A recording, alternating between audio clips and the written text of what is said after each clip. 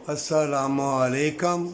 अगर अपनी बीवी को, बच्चों को, अपनी दौलत को, अपनी तंदुरुस्ती को, जन्नत को सलामत रखना चाहते हो तो तकब्बर गरूर ना करना।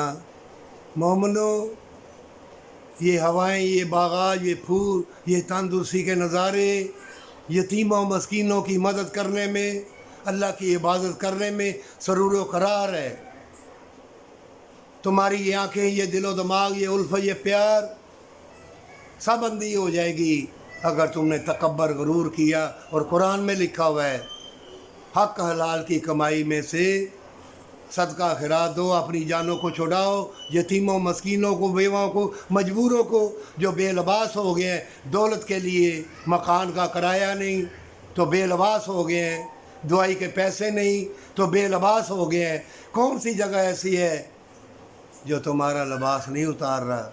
मोमिनो, अल्लाह से मदद मांगना, मोमिनों की मदद करना, भलाई के रास्ते पे जाना, इसी में तंदुरुस्ती है, इसी में जन्नत है।